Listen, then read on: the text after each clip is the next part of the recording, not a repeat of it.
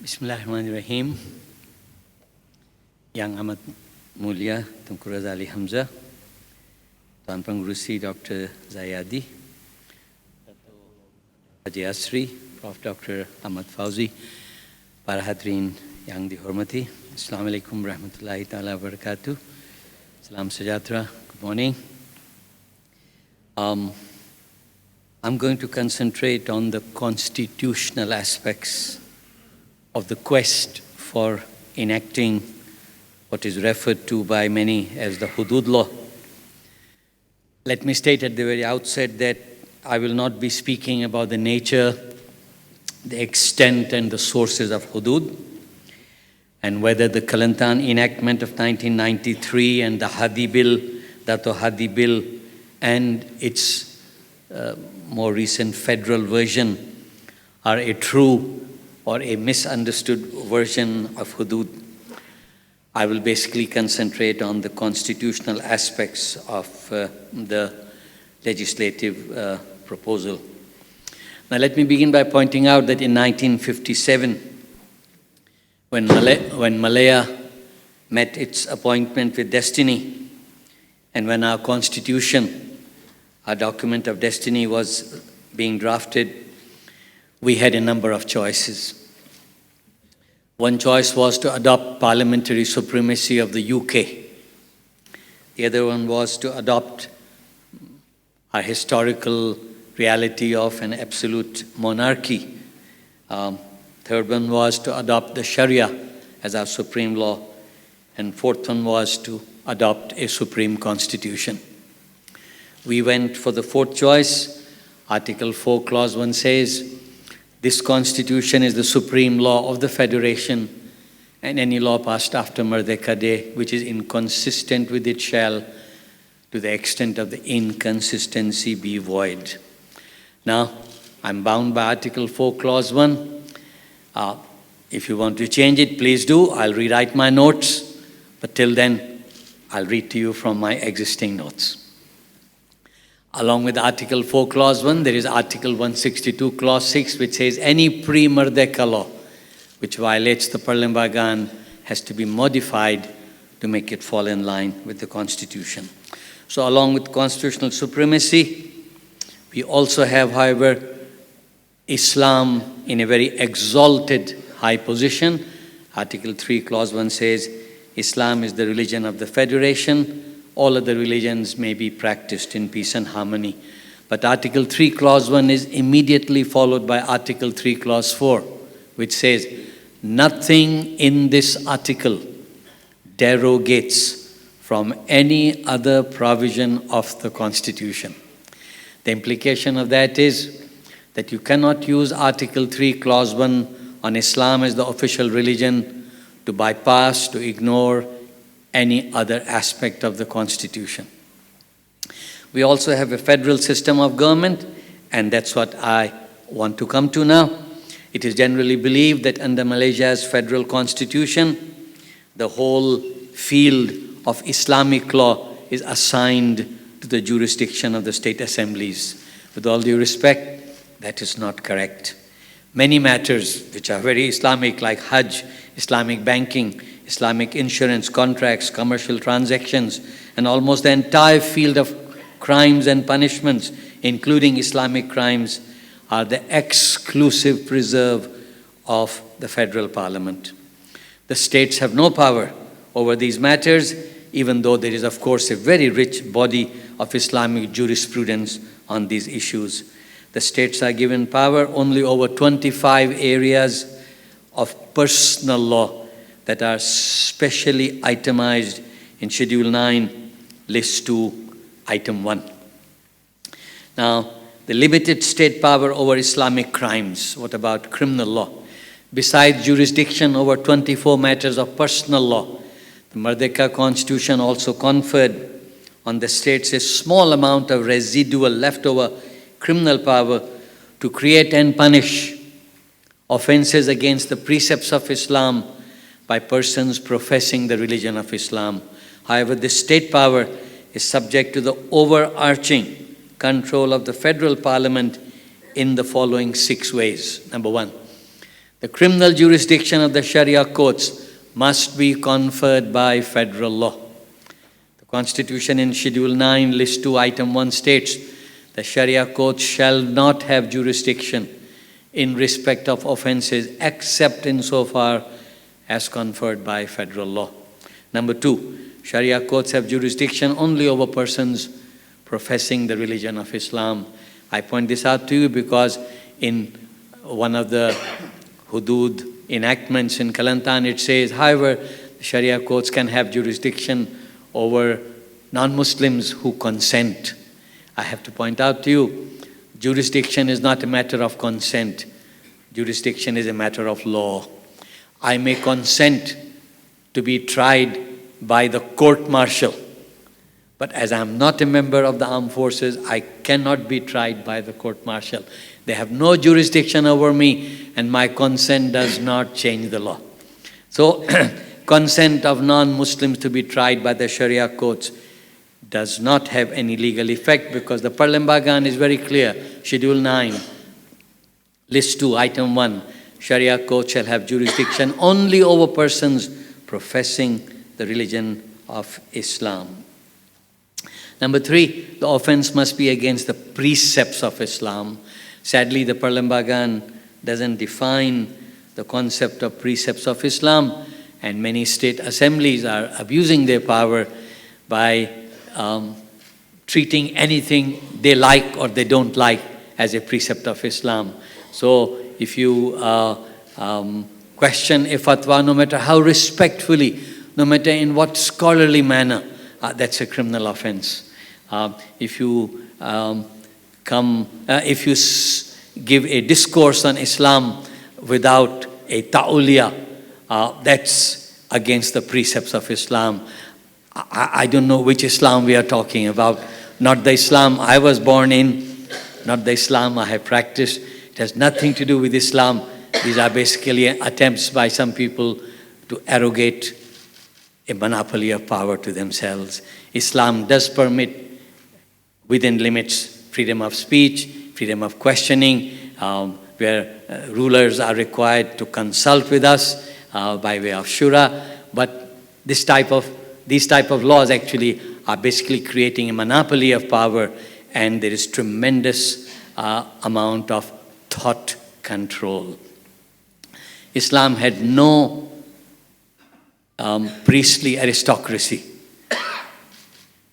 But in Malaysia, there are priestly aristocracies. And I mean, their word is absolutely the law. It's not just the law, it's sacred. And if you dare to disagree, you are a kafir harabi. Anyway, offenses must be against the precepts of Islam, not just the label of Islam, it's the precepts of Islam. The offense must be in relation to matters not included in the federal list. So it doesn't matter that it may be a criminal offense against Islam, it must not be in the federal list. Under Schedule 9, List 1, Paragraph 4, all civil and criminal law and procedure is in federal hands. This means that states have no power to punish crimes like murder, rape, robbery, theft, which are without doubt Islamic crimes, but they are in the federal list.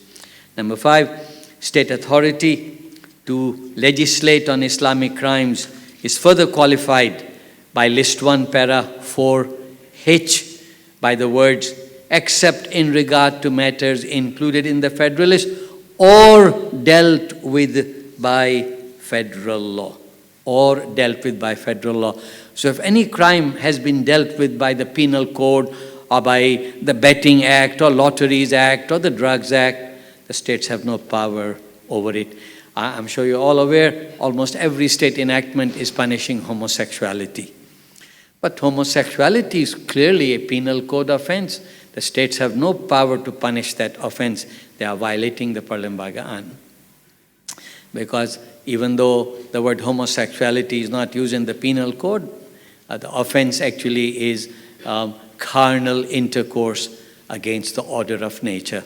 That's another word for homosexuality or lesbianism. So I think many states are violating their powers over matters which are either in the federal list or covered by federal law.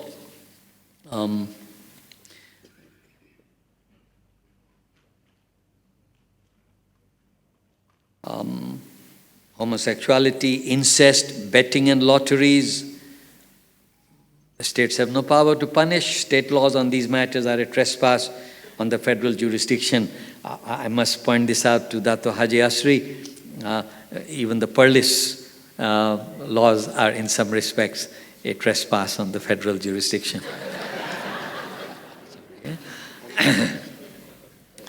The punishments that may be imposed by the Sharia courts must be prescribed by federal law. The relevant federal law is the Sharia Courts Criminal Jurisdiction Act 65.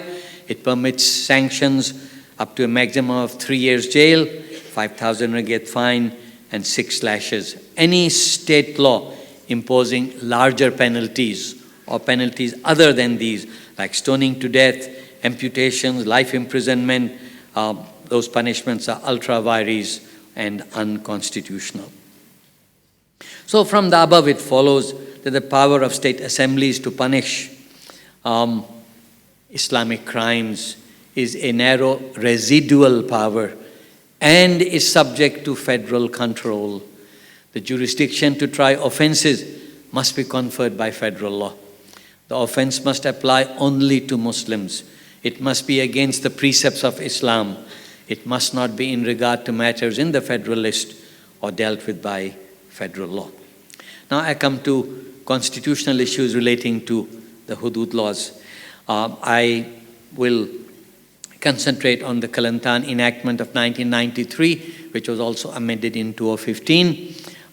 My humble submission is that the 1993-2015 Kelantan enactment, among other things, punishes the following: Sariqa, theft; hiraba, robbery; adultery, sodomy; qazaf, false accusation of adultery; al-lian, false accusation of adultery by husband against wife and denial by the wife of this accusation; shurb, consumption of liquor; irtidad or rida, words against aqidah; homicide, bodily injury.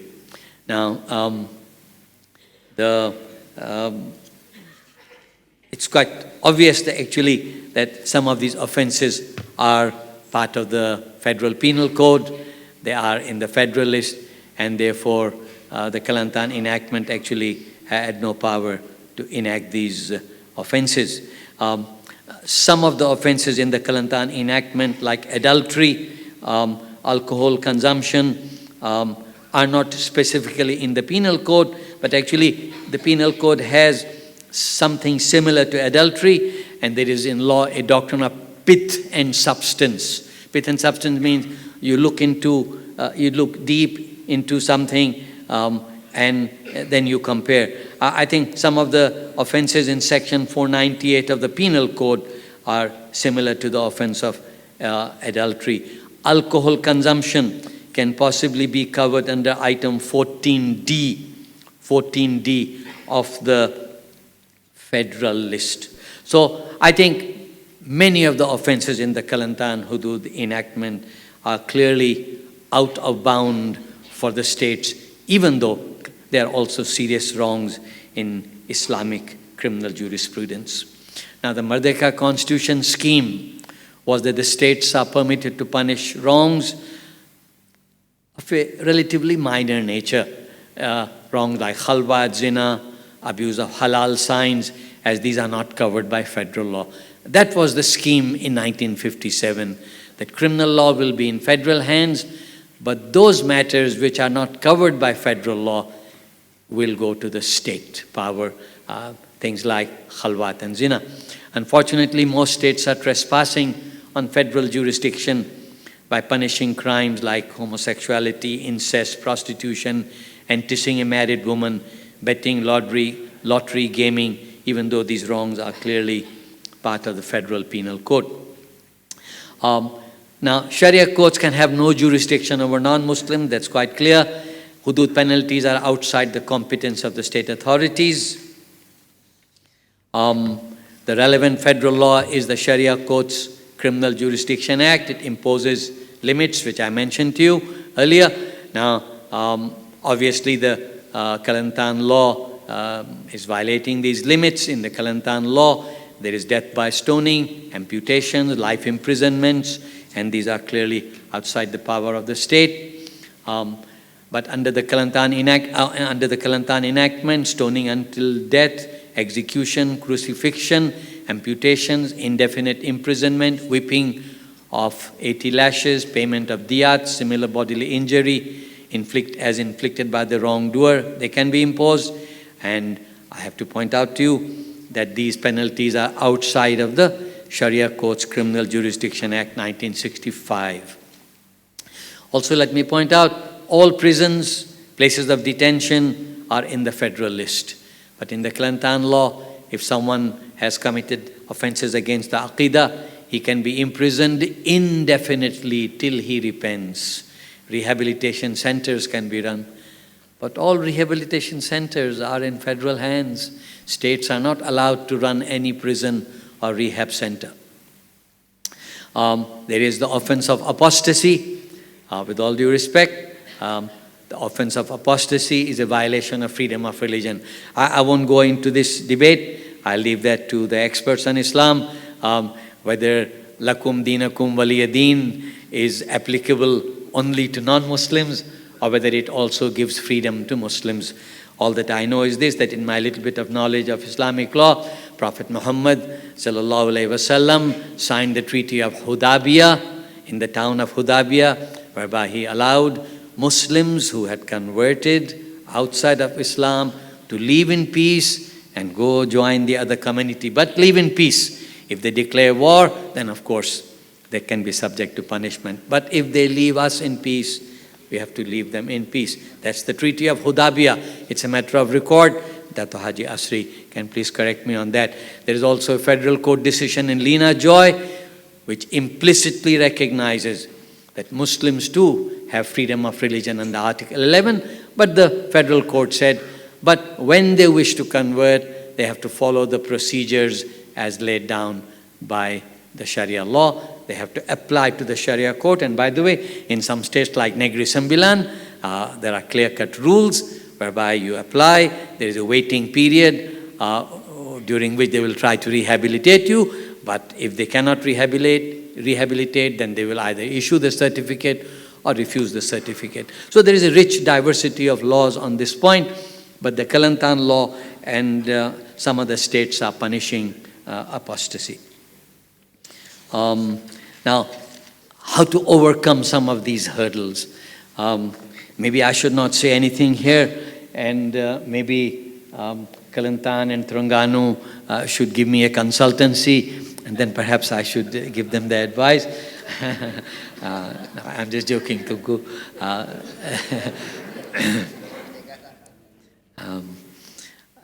There are ways of overcoming some of the constitutional hurdles. PAS is hoping that the above significant hurdles can be overcome if it takes the battle to the federal parliament and gets the federal legislature to authorize Kelantan to implement its Islamic criminal enactment. Indeed, there are 3 or 4 such possibilities that exist under the Perlembagaan. But the issues are quite difficult, and we need to explore them. Number 1, there is in the Perlembagaan an Article 76A. This article permits the federal parliament to extend the legislative power of the states to enact laws on matters in the federal list. In other words, the federal parliament can delegate its powers to a state or to all state assemblies. So if the political equation is favorable, the federal parliament could, by a simple majority, no need for 2/3 majority, it could pass an act of parliament to authorize Kelantan or authorize all the states to enact laws on crimes. The law would then, this delegated law would then supersede the federal penal code on the point. In addition, under Article 80, Clause 4, the federal government can by law extend the executive authority of the state to cover the authorized federal topic.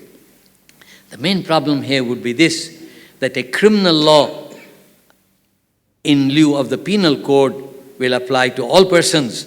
And if it applies to all persons, it cannot be enforced by the Sharia courts. It has to be enforced by the civil courts, because Sharia courts have no jurisdiction over non-Muslims.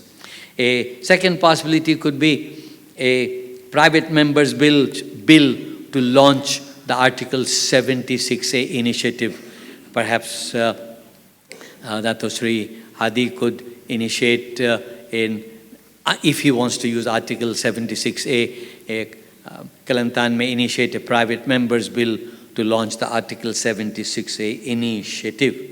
Such a bill will require simple majority of those present and voting, with 21 MPs from PAS, 88 from UMNO, and some Muslim MPs, possibly from PKR and from Sabah Sarawak. The bill could obtain a simple majority. Out of 222, simple majority, absolute majority would be 112. But actually bills are not passed by an absolute majority, by a simple majority of those present and voting. So there is a pretty good chance that with 21 and 88, the bill could pass with a simple majority in the Dewan Raj. The Dewan Nagara should not be a problem, because most of the 46 out of 70 senators are appointed by the government of the day, so that should not be a problem. Then I go to the third possibility, a private member's bill to amend Act 355, and that's actually the Hadi initiative. Past President Dato Sri Abdul Hadi Awang wishes for a law to enhance the status of the Sharia courts by increasing the penalties they can impose. Now, I want to say this to you, personally speaking, I think this attempt is justified, though maybe not to the extent he's going. At the moment, the powers of the Sharia courts to impose criminal penalties are equivalent to the powers of second-class magistrates. That's not right. I think their jurisdiction can be enhanced. If you look at the Criminal Procedure Code, the powers of the second-class magistrates is, in some areas, equivalent or even larger than the power of the Sharia courts. So this 5,000 fine, 6 lashes, 3 years jail is basically the power of second-class magistrates. The power to impose criminal penalties can be enhanced, but I'll say a little bit more about what the draft now is. I think the draft is going too far. Then there is a fourth possibility. Instead of the 76A or a private member's initiative, federal legislation solution. The state legislatures are undoubtedly constrained by the Constitution. There's no denying that crime is in federal hands. The states cannot trespass into the field of general criminal law, whether for Muslims or non-Muslims. However, this does not mean that a criminal law substantially based on the hudud cannot be enacted by the federal parliament for the whole country, for Muslims and non-Muslims. If PAS and UMNO can bury the hatchet, enter into a political arrangement, the federal parliament can amend the penal code by a simple majority to achieve two things. Number one, amend the penal code substantively. Now, please don't get me wrong. I'm not saying we should go ahead and do this. What I'm saying is it's legally possible. And I'm giving advice without any fee. You can amend the penal code substantively to create new offenses that exist in Islam but are not as yet provided for in the penal code. For example, illicit sex is not an offense under the penal code. It could be made an offense under the penal code, but don't call it zina. Call it illicit sex. So my professor, Tan Sri Ahmad Ibrahim, under whom I had the privilege of doing my doctoral studies, he used to tell me, he says, in Islam, if a marriage is in trouble, there is the institution of hakam. You appoint someone from both sides, and that person then tries to bring the parties together. He said, we have introduced the institution of hakam in the non-Muslim Marriage and Divorce Act by calling it an arbitration tribunal. So if it was hakam, that's imposing Islam on non-Muslim. We call it arbitration, conciliation, negotiation. That's permissible. So don't call it zina. Call it illicit sex. Substitute existing criminal penalties in the penal code with penalties consistent with the hudud. Such a federal law should not use words like sharia, hudud, zina, khalwat, lest it be challenged as an Islamic law and a trespass on the state list. There is a case on Muhammad Daud. Federal government cannot trespass on state matters of Islam. If it is a penal code law, it will apply to all. It does not need the consent of the Majlis Raja Raja or the governors of Sabah Sarawak, because it is not a Sharia law, it is a penal law. However, at the moment we have in Parliament RUU 355. By the way, Yang Ahmad Mulia Tunku already summarized most of the issues. So much of what I say actually will be a repetition of what Tunku was saying. Now, presuming that UMNO through a government bill or passed through a private member's bill succeed in amending Act 355, will the hudud issue be settled once for all? Now, no one with knowledge of constitutional law will argue that the matter is as straightforward as passing the bill through Act 355. There will be some other issues that need to be tackled. First of all, the issue of the unconstitutionality of the Sharia Courts Criminal Jurisdiction Act 1965. This has never been raised in this country up to now. I just wish to raise it before you. Whether it will go to the courts, I don't know. As has been mentioned above, Schedule 9, List 2, Item 1 of the Perlembagan Persekutuan requires that the jurisdiction of the Sharia courts in respect of offenses must be prescribed by federal law. Act 355 fails to perform this duty.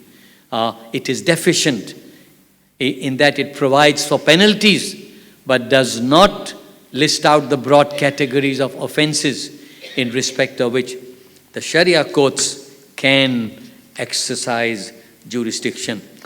All that it does is, all that this 1965 law does is that it gives a blank check, unlimited power to the state courts to deal with offenses under Islamic law or offenses against the precepts of Islam.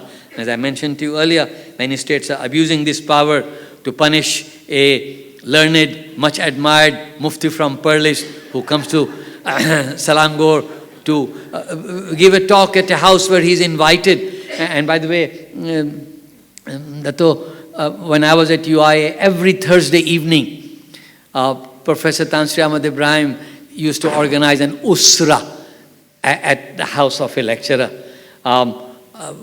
Lecturers give talks on Islamic law in their class. I'm not so sure that's legal anymore, because without a tawliya, how can a lecturer give a talk on Islamic law?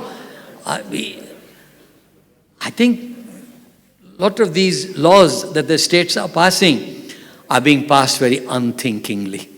So the tawliya law says you can only talk to your family in your house. But if my family is with me in a car on the way to Kota Baru, I cannot talk. I cannot, because that's not my house. That's not my house. Only in my house can I talk.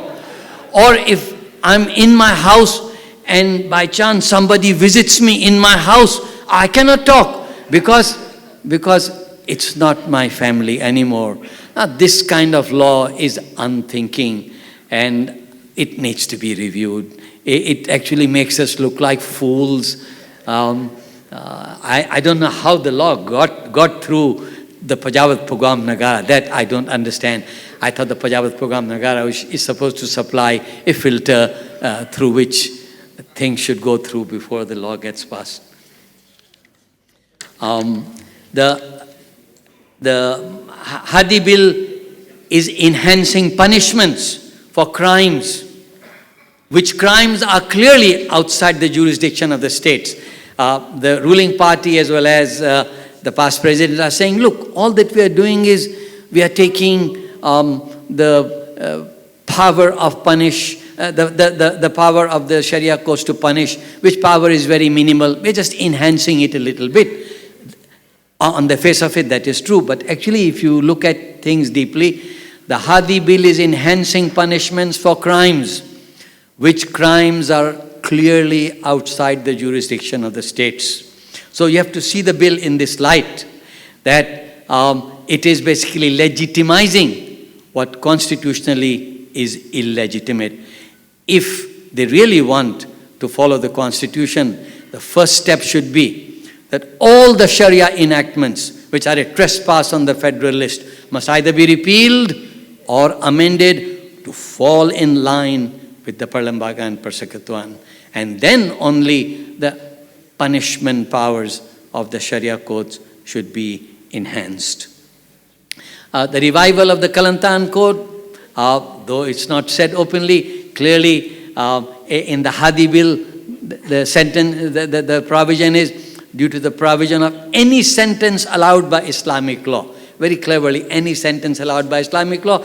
The Hadi Bill is clearly an adroit, clever attempt to revive the Kelantan Sharia Criminal Code too, which has been lying dormant because of constitutional hurdles. Further, I'll just take 2 or 3 more minutes. Article 8, Clause 1, unequal treatment. Article 8, Clause 1 is about equality before the law.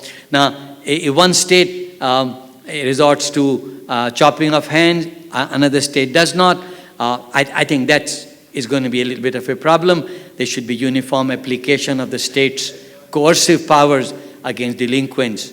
In the Hadi Bill, there is no emphasis on uniformity from state to state. Then there would be problems of inequality between Muslims and non-Muslim criminals. In keeping with Schedule 9, List 2, Item 1, the state hudud law could be made applicable only to Muslims. Now, if that is so, then 2 criminals, one a Muslim, one a non-Muslim, if they are caught for stealing, the non-Muslim will be tried under the penal code, where the penalty is lesser. The Muslim will face the music in the Sharia court and may be liable to amputation. Now that doesn't look right if there are 2 people committing the same offense. Unequal punishments for the same crime would violate the equality provision of Article 8. Now, Article 8, however, in Clause 5, allows an exception for personal law. For personal law, there can be a separate law for Muslims, for non-Muslims. Personal law. But criminal law is not personal law. Article 8, Clause 5 applies to personal law, but punishing people for theft and rape and incest, that's not personal law. So I think if one thief is punished under one law, another thief is punished under another law, that's a violation of Article 8, Clause 5. Article 11, I've already covered that. Sorry, there's a new point here. So maybe what Kelantan could do is don't apply the law to only Muslims, apply to all. But if you apply to all, then Article 11 will apply. Article 11 does not permit Muslim law to be applied to non-Muslims. There's a question of reasonableness and proportionality. We have developed, constitutional law has developed to the point. The case on point is the case of Sivarasa, where the courts say that restrictions on human rights must be reasonable, must be proportional. Dato, you could please help me on this. Even in the Al-Quran, it is said very clearly the crimes, that punishment must be proportionate to the offense committed. So if you are going to have penalties of 100 lashes, 100,000 ringgit fine, 30 years jail for offenses that are, in some cases, purely victimless crimes. Some of the Sharia offenses are victimless crimes. A person drinks, a person doesn't say his prayer, a person doesn't fast. There is no clear harm to public order and national security. Now, the problem that I'm facing is this, as a Muslim and as a student of constitutional law. In this criminal procedure code and in the penal code, offenses and punishments are much lesser for much bigger offenses. And here actually, for let us say not saying your prayer, you can have 30 lashes. Also, this is something again the experts will tell you, even in Islam there is a distinction between sin and crime. Not every sin needs to be criminalized, but this law tends to do that. I'm running out of time. I just want to give the conclusion now. The original constitutional scheme was to divide powers over Islamic law between the federal and state authorities. The states were not given a monopoly over the entire field of Islamic law. The Constitution assigned legislative and administrative powers to the states only on some residual enumerated areas of Islamic law. So what should be done then? By way of recommendations on the issue of RU 355, some enhancement of the powers of the Sharia courts is justified, but it should be proportionate and reasonable. As a prior step to the enactment of RUU, all state criminal law enactments which are ultra vires, the Perlembagan, must be amended or repealed and must be constitutionalized. There should be some proportionality and harmonization between criminal punishments in civil courts and punishments in Sharia courts. At the present stage of development, the benchmark for the penal powers of the Sharia courts should be the powers of the first-class magistrates. Now, fears have been expressed by some non-Muslims that if they are victims of crimes committed by Muslims, let us say, God forbid, a non-Muslim lady is raped by a Muslim. So now, if the Muslim is going to be tried in the Sharia courts, Islamic rules of evidence will apply. There'll be requirement of witnesses. It's entirely possible that under the strict rules of evidence of Islamic law, there's a greater likelihood of the accused being acquitted. Now, this fear needs to be allayed. You need how many witnesses, their character, all that needs to be looked into. I won't go into this. This is a complicated area, but this fear needs to be allayed. In enacting or amending new criminal laws, Malaysia must bear in mind that it will be the subject of international scrutiny. So I just want to end by saying that this is the constitutional perspective, and whether we like it or not, there is a constitution. And as I said earlier, once you change it, I'll change my notes, but till then, that's my view. Thank you very much.